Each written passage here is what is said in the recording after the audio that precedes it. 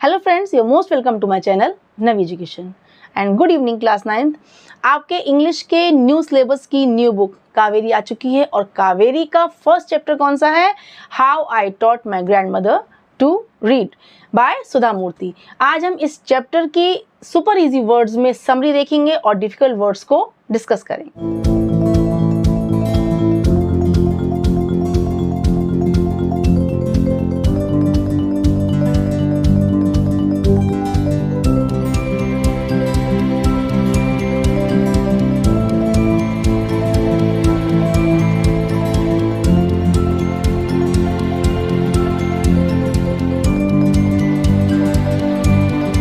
बच्चों, आज की स्टोरी के नरेटर कौन है? सुधा मूर्ति जी। आप सब जानते हैं सुधा मूर्ति जी कौन है। She is an Indian author, a social reformer, the founder of the Infosys foundation and the former chairperson of Infosys.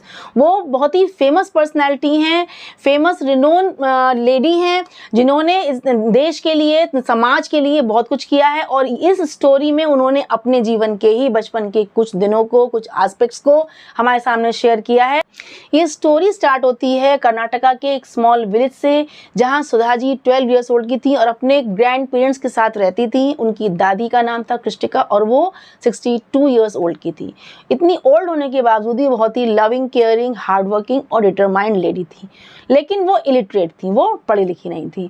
उस टाइम रोड्स वगैरह बहुत ख़राब होती थी, इसी वजह से बस से जिस भी व्हीकल से जो न्यूज़पेपर या मैगजीन्स गांव तक आती थी बहुत लेट पहुंचती थी।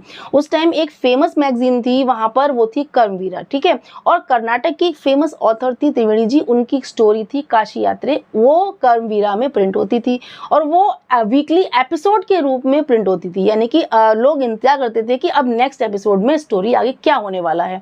तो उस स्टोरी को, उस मैगजीन को सुधा जी की दादी भी बहुत ज़्यादा मतलब कि इंटरेस्ट के साथ पढ़ती थी, ठीक है। अब जैसे ही मैगजीन उनके घर पे आती थी तो वो उस स्टोरी को पढ़ने के लिए सुधा जी से कहती थी। क्यों? क्योंकि वो खुद पढ़ी लिखी नहीं थी, वो इलिटरेट थी। काशी यात्रा स्टोरी एक ओल्ड वुमेन की स्टोरी थी जो कि अपनी सारी काशी यात्रा के लिए जो सेविंग्स करती हैं, वो सारी सेविंग्स एक पुअर गर्ल को उसकी शादी करने के लिए, मैरिज के लिए दे देती हैं ताकि वो अपनी लाइफ सेट कर सके शादी करके। तो ये स्टोरी दादी को बहुत पसंद थी, इसलिए वो उसके हर एपिसोड को देखती थी कि आगे क्या होने वाला है। और ये स्टोरी तो मतलब इस स्टोरी को वो खुद से रिलेट करती थी और उनके अंदर भी ये एक्साइटमेंट आ गया था कि वो भी एक दिन जाकर काशी जाएं और भगवान की आराधना करें, पूजा करें। इसलिए काशी यात्रा के हर एपिसोड को वो सुधा जी से पढ़ने के लिए कहती थी और वो सुनकर उसको क्या करती थी? मेमोराइज करती थी, ताकि वो जब वो टेंपल जाएं, टेंपल यार्ड में जाएं, तो वहां पर वो अपनी फ्रेंड्स के साथ, लेडीज के साथ उसके बारे में बातें कर सकें, उसके बारे में डिस्कस कर सकें। मतलब उनको बड़ा ही पसंद था कि वो इस स्टोरी को जाके वहां बैठकर, मंदिर में बैठकर वहां लेडीज के साथ उस चीज को डिस्कस करें, गॉसिप करें या उस स्टोरी के बारे में बातचीत करें। अब एक दिन क्या हुआ, एक दिन सुधा जी को शादी के लिए, वेडिंग के लिए नेबरिंग विलेज यानी कि पास के गांव में जाना पड़ा। वहां वो गई तो वहां उन्होंने शादी को बहुत एंजॉय किया, बहुत फुल्ली एंजॉय किया। और लेकिन वहां उन्हें रुकना था कुछ दिन, वो रुक गई 1 वीक। अब 1 वीक रुकने से क्या हुआ, यहाँ दादी बहुत ज़्यादा सैड हो गई। क्यों? क्योंकि वो स्टोरी पढ़ नहीं पा रही थी। उन्होंने बहुत कोशिश करी कि इस स्टोरी के न्यू एपिसोड को पढ़ने की कोशिश करें, लेकिन वो इवन एक भी लेटर वो पढ़ नहीं पाई। इससे उनका मन बहुत ज़्यादा दुखी, बहुत परेशान हो गया। जब सुधा जी लौट के आई तो उनकी आंखों में आंसू देखा। उन्होंने पूछा क्या रीज़न है, क्या कारण है, आप क्यों दुखी? उन्होंने कहा कि मैं तुम्हारे पीछे इस स्टोरी को पढ़ने की मैंने बहुत कोशिश करी, लेकिन मैं उस स्टोरी को पढ़ नहीं पाई क्योंकि मैं क्या हूँ, मैं इलिटरेट हूँ, अनपढ़ हूँ। और फिर वो अपने ट्रेजिक पास्ट के बारे में सुनाती हैं कि जब वो छोटी थी तो छोटे में ही उनके पेरेंट्स ने उनकी शादी कर दी थी और उनके बच्चे हो गए थे, जिस वजह से उनको आगे पढ़ने का मौका नहीं मिला और वो अनपढ़ रह गई। और ये उनका मतलब जो ट्रेजिक पास्ट था, इससे वो बहुत ज़्यादा दुखी होती थी। अब उन्होंने ये डिसाइड कर लिया कि मैं पढ़ूंगी और मैं कन्नड़ जो अल्फ़ाबेट्स हैं उनको सीखूंगी, जिससे कि मुझे किसी पर डिपेंड ना होना पड़े और मैं खुद से हर स्टोरी को, हर कहानी को, कुछ भी मतलब जो भी मैं नॉवेल पढ़ना चाहूँ मैं ईजिली पढ़ सकूँ। ये सुनकर सुधा जी थोड़ा सा हंसी। मतलब उनको ये लगा कि इस एज में, 60 प्लस की एज में आप कैसे पढ़ सकते हो, आपको बहुत प्रॉब्लम आएगी। लेकिन उनके अंदर एजुकेशन के लिए डिटर्मिनेशन और लगन, बहुत लगन थी उनके अंदर, मतलब उनके वो बहुत हार्ड वर्किंग लेडी थी।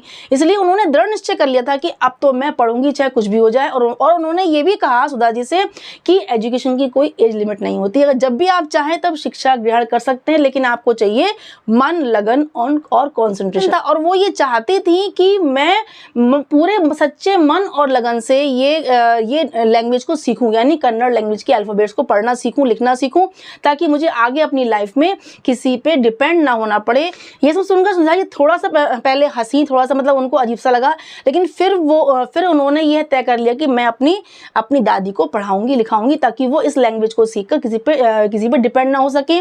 और वो डेली उनकी क्लास लेने लगी, उनको डेली पढ़ना लिखना सिखाया, और उनको जो होमवर्क देती थी वो बहुत ही पूरे लगन के साथ उस होमवर्क को कंप्लीट करती थी, और बहुत अच्छे से उन्होंने इस लैंग्वेज को पढ़ना लिखना सीखना शुरू कर दिया। उन्होंने जब दादी ने इसकी डेडलाइन रखी थी दशहरा के सरस्वती पूजा तक वो पढ़ना लिखना सीख जाएंगी, और उन्होंने ये करके दिखाया। उन्होंने दशहरा तक उन्होंने पढ़ना लिखना सीख लिया बहुत अच्छे से। उन्होंने रीडिंग एंड राइटिंग में वो एक्सपर्ट होने लगी और वो इस लैंग्वेज को सीख गई।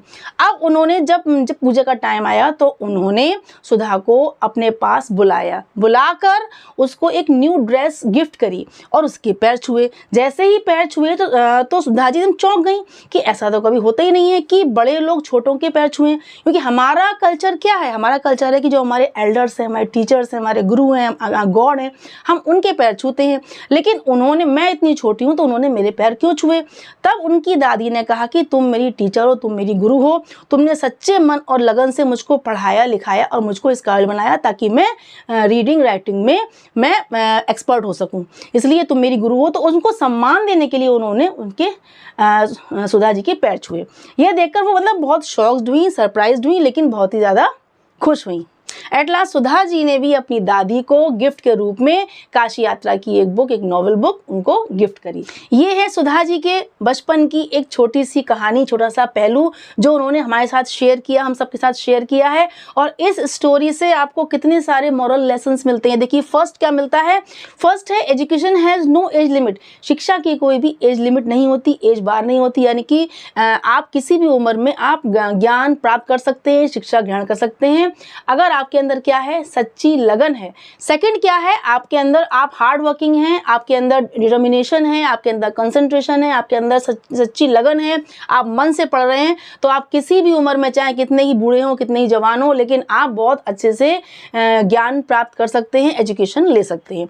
ठीक है। अब थर्ड है, शिक्षा ग्रहण करने के बाद आप क्या हो जाता है? आप इंडिपेंडेंट हो जाते हैं, सेल्फ कॉन्फिडेंट हो जाते हैं, यानी आपके अंदर क्या आ जाता है? सेल्फ कॉन्फिडेंस, क्योंकि फिर आप किसी पर डिपेंड नहीं रहते हैं कुछ भी पढ़ने लिखने के लिए, आप कहीं भी कुछ भी इजीली पढ़ लिख सकते हैं। नेक्स्ट आपका है रिस्पेक्ट फॉर टीचर्स, यानी कि कितने आपका गुरु, आपका टीचर कितना ही छोटा हो उम्र में या कितना ही बड़ा हो, लेकिन हमेशा अपने गुरु को, अपने टीचर को रिस्पेक्ट करना चाहिए। देखिए, इसमें दादी ने इतनी छोटी सी बच्ची के पैर छुए, उसको रिस्पेक्ट किया। क्यों? क्योंकि उसने उनको पढ़ना लिखना सिखाया था, उसको ज्ञान दिया था, उनको पूरी लैंग्वेज इतने शॉर्ट पीरियड में पूरा उनको पढ़ाया लिखाया, तो उन्होंने उसको भी बहुत सम्मान दिया। यानी कि हमें अपने टीचर्स का रिस्पेक्ट करना चाहिए। देखिए, ये सारे मॉरल लेसन्स जो हैं इनको हमें अपनी लाइफ में फॉलो करना चाहिए। चलिए अब इस लेसन के, इस चैप्टर के कुछ डिफिकल्ट वर्ड्स को बहुत ही इजी वे में उनकी मीनिंग्स को समझते हैं, फिर आपको इस चैप्टर के एक्सप्लेनेशन या किसी भी क्वेश्चन के आंसर देने में कोई डिफिकल्टी नहीं होगी। फर्स्ट है आर्डेंट। आर्डेंट मीन्स होता है पैशनेट, यानी बहुत ज़्यादा ईगर होना, क्यूरियस होना, किसी काम के लिए, किसी चीज़ के लिए आप बहुत ज़्यादा, आप जुनून है आपके अंदर कि हमें ये काम करना है, यानी कि पैशनेट होना, बहुत ज़्यादा ईगर होना, क्यूरियस होना। सेकंड आया इंडिपेंडेंट, मीन्स होता है सेल्फ कॉन्फिडेंट, यानी कि आपके अंदर सेल्फ कॉन्फिडेंस होना, आप इंडिपेंडेंट हैं, आप किसी पे डिपेंड नहीं हैं। थर्ड हुआ इलिटरेट, मीन्स होता है unable to read and write, यानी कि पढ़ना लिखने के योग्य ना होना, यानी कि आप अनपढ़ होना। फोर्थ आया प्रोटैगनिस्ट, मीन्स होता है मेन हीरो या कैरेक्टर इन अ स्टोरी, किसी भी स्टोरी का जो मेन नायक होता है, मेन हीरो होता है, कैरेक्टर होता है, वो कहलाता है प्रोटैगनिस्ट। नेक्स्ट आया आपका सेवरिंग। सेवरिंग मीन्स होता है एंजॉइंग फुली, यानी कि बिल्कुल अच्छे से, मन से, दिल से, बहुत ही फीलिंग के साथ किसी चीज़ को एंजॉय करना फुली, यानी बहुत अच्छे से उसको एंजॉय करना। सिक्स्थ आया एम्बरेज मीन्स होता है अशेम्ड, यानी कि शर्म महसूस करना। सेवेंथ है ऑब्स्टेकल। ऑब्स्टेकल मीन्स होता है बार, हिंड्रेंस, यानी कि बाधा या कोई रुकावट। स्क्रिप्चर्स मीन्स होता है रिलीजियस राइटिंग्स, यानी कि धार्मिक लेख। धार्मिक यानी कि पवित्र, होली या फिर सैक्रेड जो राइटिंग्स होती हैं वो कहलाती हैं स्क्रिप्चर्स। आपका आया रिपेंटेंस। इस मीन्स होता है रिग्रेट, यानी कि डिसअपॉइंटमेंट, यानी कि निराशा या फिर पछतावा। नेक्स्ट आया well of. Well of means होता है वेल्दी, यानी कि हैविंग सफिशिएंट मनी, आपके पास पर्याप्त धन पैसा, आप अच्छे से वेल्दी हैं तो कहलाएंगे वेल ऑफ।